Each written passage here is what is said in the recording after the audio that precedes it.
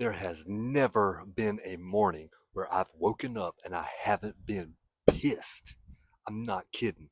Maybe when I was a little kid and it was Christmas Eve and the next morning was Christmas Day. But even then, I still wanted to just stay in my bed, knowing that I had some kind of a four-wheeler or a dirt bike or I don't know, a laptop computer. Whatever it is I wanted on Christmas morning still was not enough to get me out of bed.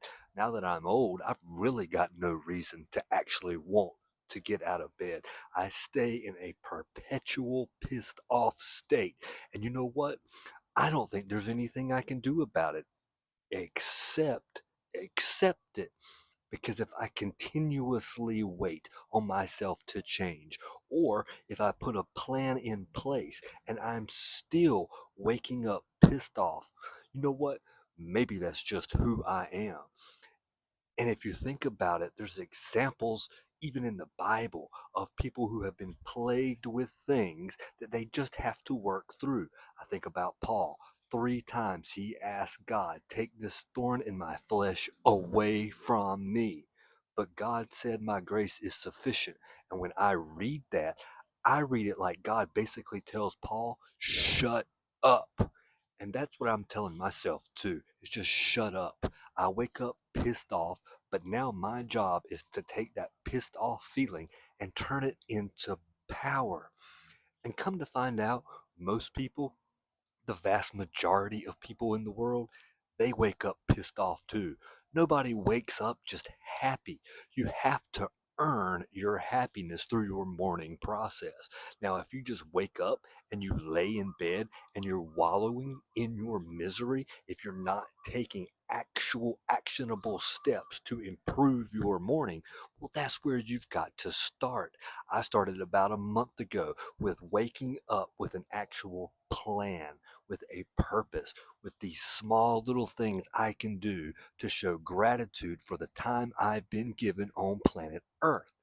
And maybe that's where we need to start, recognizing that time is an element that is here on earth with us. If you believe in a sense of eternity after death, there is no time. So we're truly blessed with each moment that we have.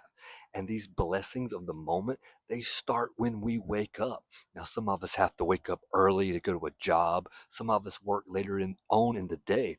And if we're going to do anything for ourselves during the day, we have to do those things in the morning because later on we have to actually work. We have to pay our rent, we have to pay our car note, medical bills, whatever. But it's just so important. And I think I'm preaching so much more at myself than I am you because I have finally discovered that I'm never, ever going to be appreciative of the morning as soon as I wake up. But it is my responsibility to take control of the situation. Recognize the fact that I ain't never going to be a morning person and I'm going to get over it.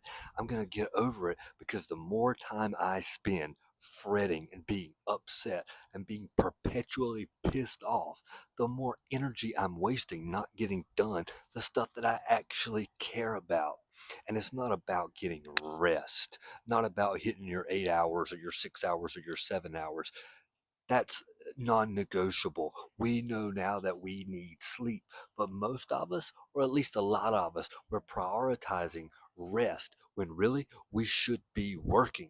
And if we're not getting enough sleep, then that's something we can handle during our day. We can schedule our stuff differently so we can reserve the amount of time necessary to get the appropriate amount of sleep. But I'm not talking about those 8 hours. I'm talking about the 16 hours after that.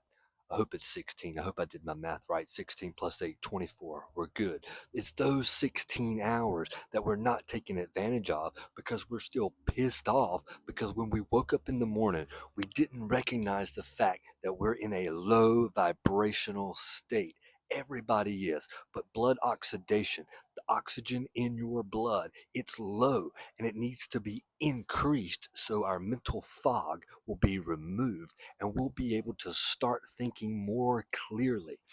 The easiest way to do that is have a morning routine. Have something in place so you take care of hydration and you take care of your blood oxidation levels. I'm telling you, something as simple as doing deep breaths as soon as you wake up, when you swing your legs across and put them on the floor before you even stand up out of your bed. If you can learn to breathe deeply, controlled breathing, this will raise the amount of oxygen in your blood, and that mental fog is going to slowly dissipate. Now, if you want it faster, you need to get up out of your bed. You need to hydrate with some kind of salt or electrolytes, and you need to go into some physical activity. Push ups or burpees, go for a 10-minute walk. It really doesn't matter. What matters is making a conscious decision every single day to wake up and to put yourself in a state of gratitude. Now, you're not going to wake up just being thankful. And I know it sucks because the night before, we can tell ourselves everything. We can talk about how we're going to feel when we wake up, and we're going to do this and we're going to do that and all of these things. But then the alarm clock hits, and all of that motivation just went out of the door. Why? How do I know? Because I myself am the chiefest of sinners when it comes to this situation. I can lay in bed. I can tell myself that right now in this bed, I'm never going to feel any better than I feel right now. And you know what? On a lot of days, that's the exact truth, but it doesn't matter. If you've got a purpose, if you've got a plan, if you know why you're here on planet Earth, you have to remind yourself of your why. Because if you don't, you'll lay there and let the negativity, all of the things that you don't want to think about, you end up thinking about while you're laying in bed. And what you dwell on, you become.